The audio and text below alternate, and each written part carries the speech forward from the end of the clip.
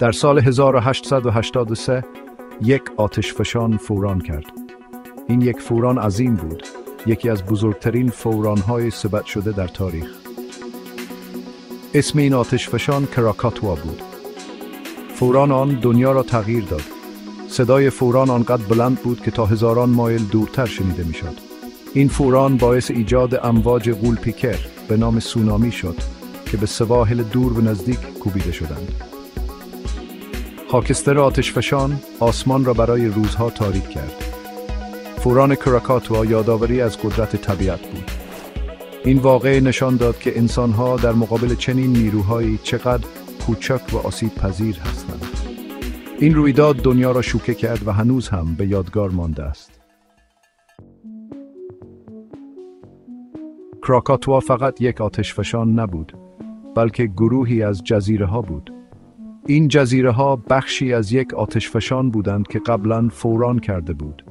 آنها در تنگه سوندا بین جزایر جاوا و سوماترا قرار داشتند. این تنگه بخشی از اندونزی است. این جزیره‌ها روی چیزی که حلقه آتش نامیده می‌شود قرار داشتند. این منطقه حلقه‌ای در اطراف اقیانوس آرام است که بسیاری از آتشفشان‌ها و زلزله‌ها در آن اتفاق می‌افتد. این منطقه مستعد ناپایداری زمینشناسی و فعالیت‌های آتشفشانی است. در 27 اوت 1883 پس از چند فوران کوچکتر، کراکاتوا واقعاً منفجر شد. این فوران اوج ماها فعالیت فزاینده بود. این فوران آنقدر بزرگ بود که بیشتر جزیره را نابود کرد. تأثیر فوری کراکاتوا ویرانگر بود. فوران و سونامی‌های ناشی از آن ده‌ها هزار نفر را کشتند. تمام شهرها و روستاها از روی نقشه محو شدند. هوای اطراف آتشفشان بسیار گرم شد. این گرما همراه با خاکستر و گاز به سرعت روی آب پخش شد. این جریان‌های آذرآواری هر چیزی را که در مسیرشان بود سوزاندند. کشتی‌هایی که در دریا بودند توسط امواج به اطراف پرتاب شدند.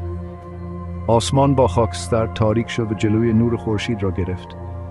صدای فوران کر کننده بود، مثل غرش مداوم توپ‌ها.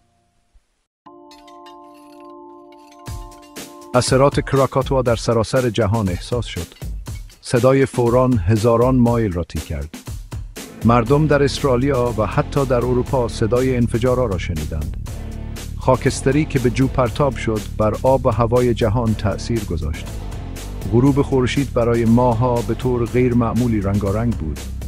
به دلیل مسدود شدن نور خورشید توسط خاکستر، دمای جهانی کمی کاهش یافت. کراکاتوا به یک رویداد جهانی تبدیل شد. روزنامه‌های سراسر جهان درباره این فاجعه گزارش دادند. این یکی از اولین بلایای طبیعی بود که توسط فناوری جدید تلگراف پوشش داده شد. این فوران یک لحظه تعیین کننده در قرن 19 بود. این قدرت طبیعت را نشان داد و نشانه‌ای ماندگار در تاریخ بشر گذاشت.